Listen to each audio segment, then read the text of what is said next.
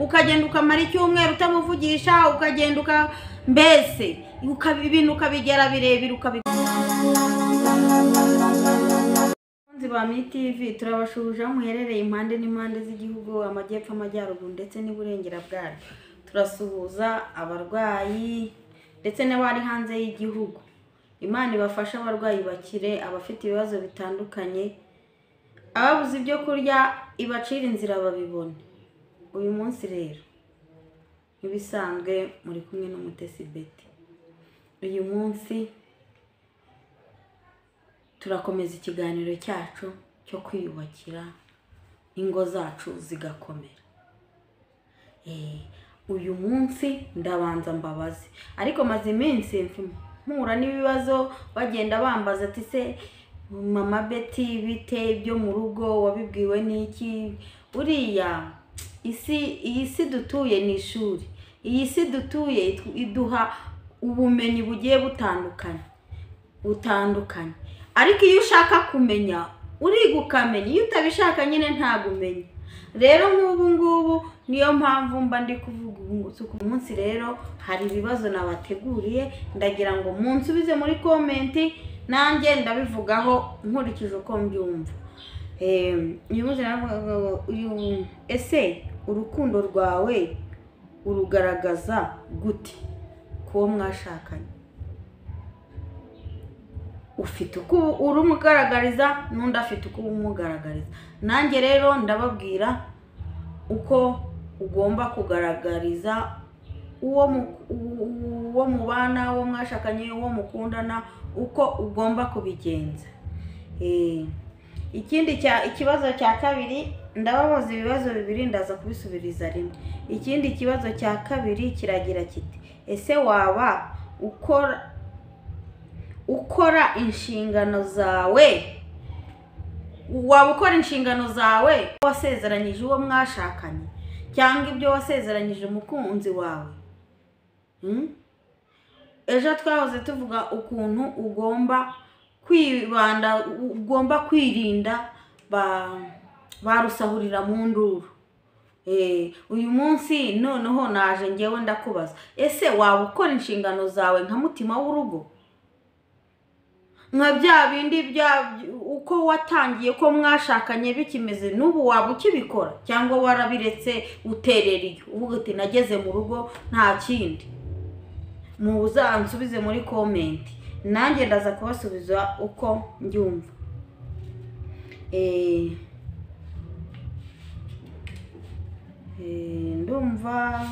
Ndumva gusa icyo nagusaba kugira ngo nshyigikire, banza unkorere share, like, comment kugira ngo ntere imbere. Niyago bigoye igiceri cy'ijana gusa ukaba umfashije, ukawuntibi. Mukomeze rero kunshyigikira, dukomeze kandi twiyubakira umuryango nyarwanda kugira ngo twiturire mu ijuru rito nk'abamama, abakobwa bagifiansanya n'abakunzi babo. Ndahari kugira ngo twunganirane ku bijyanye no kwiturira mu ijuru rito. Ba MTV rero ibyo bibazo mbabajije muzabinsubirize muri komenti. Nubwo uri umugabo ntago wemerewe gukora amakosa, oya. Wikumva ko uri umugabo mu rugo wumve ko ugomba gukora ibyo wishakiye, wumve ko nyine uri umutima uri umutwe w'urugo, wumve ko mbese ari wowe nyingi yawe ugomba gukora ibyo wishakiye kugira ngo ubabaze umudamu wawe, oya. Niba wakosheje saba uwo mubana imbabazi, musaba imbabazi kugira ngo mubashe kwiturira mu ijuru rito. Buriya bijya binsetsa rimwe na rimwe ukuntu abagabo bakihanganira amakosa y'abagore babo, ariko abagore bo bakihanganira amakosa y'abagabo babo. Ikindi nanone, mugore ntukabike inzika y'umugabo wawe ngo niba yagukoshereje akantu kakabika komeza, oya. Egera umugabo wawe, niba yagusabye imbabazi umubabarire kandi ubikuye ku mutima. Mbega ubyishimire. Buriya rega mu buzima nta muntu udakosa. Nawe urakosa nawe arakosa, kandi burya burya nta muntu uvuka ari marayika. Buriya umuntu agira impande ebyiri, umuntu agira icyiza n'ikibi. Ni rero ukumva ko niba yakosheje ugomba kubigira ibintu byahatari, ibintu bikomeye. Umubabarire, nagusaba imbabazi umubabarire birangirira aho ngaho, were kubikomeza. N'umugabo nawe rega bizamushimisha. Kandi buriya rega uzarebe n'Imana. Imana se ntituyikoshereze, nese ntitubabarira dukora amakosa makeya, kwikomeza se kuturwanirira ikaturinda ibibi byose, ikaturinda babandi badufitiye ishyari, mbese ikaturinda ibibi byose kandi twayikoreye amakosa. None se kuki itabikora? Rero n'umugabo nuko, n'umugore nuko, twige kubabarirana, twige gusabana imbabazi duciye bugufi. Ndakubwiza ukuri, yaba umukunzi wawe, ntabwo mbwira bubatse gusa, na babandi be bitegura kurushinga, ibi birabareba kugira ngo bazarugeremo, mva biturira mu ijuru. N'uzaba warabimenye, ndakubwiza ukuri, urugo rwawe ruzaba ruri paradizo. Noneho ikindi nanone, ni gute nabona ibyiza by'uwo nashakanye nawe? Ni gute nabibona? Ese byamfasha iki? Biramfasha kumva merewe neza. Igihe cyose ntuzabona umuntu mubana ngo mubonemo uruhande rubi, mubonemo icyiza. Nubwo yakora ikosa, mubonemo icyiza, were kumubonamo ikibi. Were kumubonamo ikibi buri gihe cyose. Niyo yakosa ntiwumve ko byacitse, ntiwumve ko mbese hari ibyo yakoze bitarenze nawe wabikora. Ese wowe ubikoze ntago yakubabarira? Twige kubabarirana, twige gusabana, twige mbese. Harimo abantu bafunga imitwe ntashake kumva ko mugenzi we niba yakosheje akumva ni ibintu bihambaye, ntagomba kumwa atansabye imbabazi cyangwa utagize. Ese wowe uramutse ubikoze byagenda bite? Ntibaguha imbabazi, ntago wababara? Ntago wababara? Rero twige kubanirana, twige mbese ibyo twifuriza abandi natwe aba ari byo tugirira abandi. Hari igihe rero mu buzima bw'abashakanye hazamo umwijima, akenshi ugaturuka ku makosa y'ibitagendane, hazamo umwijima bigaturuka ku makosa mukorerana. Uko byagenda kose umuntu ntago ari mubi 100%. Umuntu agiramo icyiza muri we.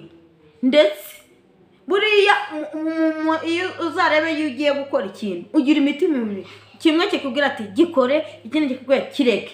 Buriya rero kizajya kikubwira inshuro nyinshi kiguhata ngo kireke, ntukazajye ujye ureba cya kindi kiguha amahirwe yo kukireka. Buriya kiriya nicyo cy'umumaro, nicyo cy'umumaro.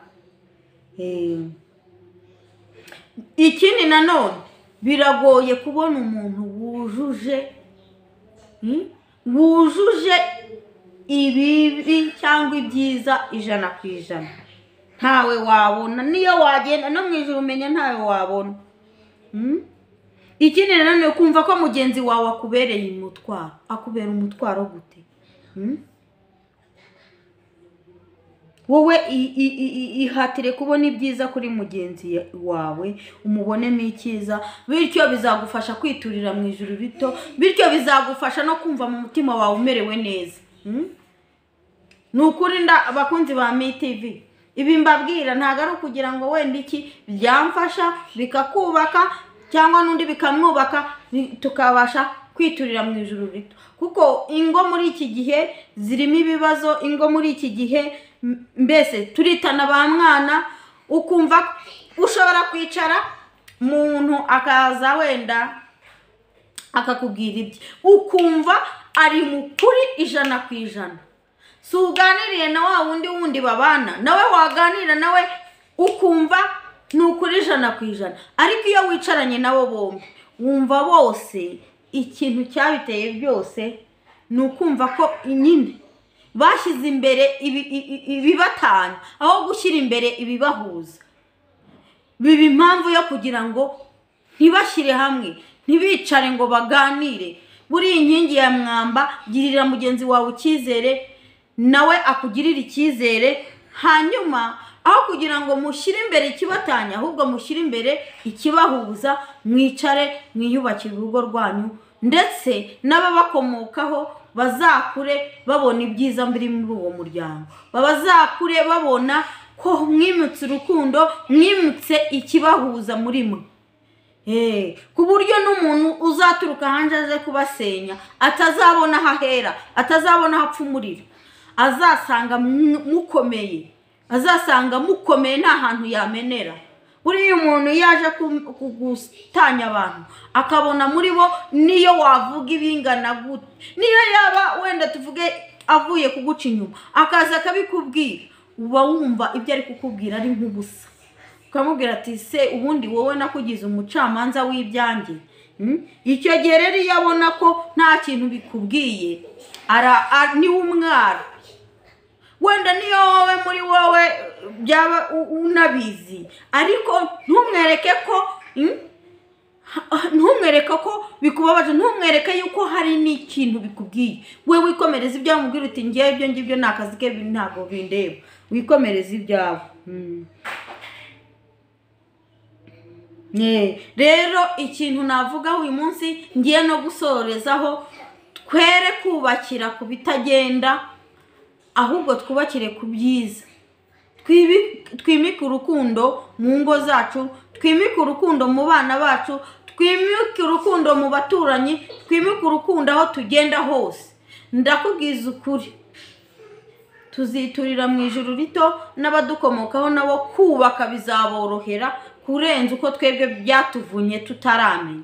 Twikindi nanone dusome. Buriya hari ukuntu buriya ukora ikintu utakizi, hari n'ugikora kizi. Rero wa wundi utakizi aba yaragize akarengane. Rero tujye dushakisha amakuru, tumenye, dusome, twiyubakire ingo zacu zikomere, twiturire mu ijuru rito. Bakunzi ba MTV, rero ikiganiro cyacu naha gihagarariye. Ndabakunda mwese, bye bye.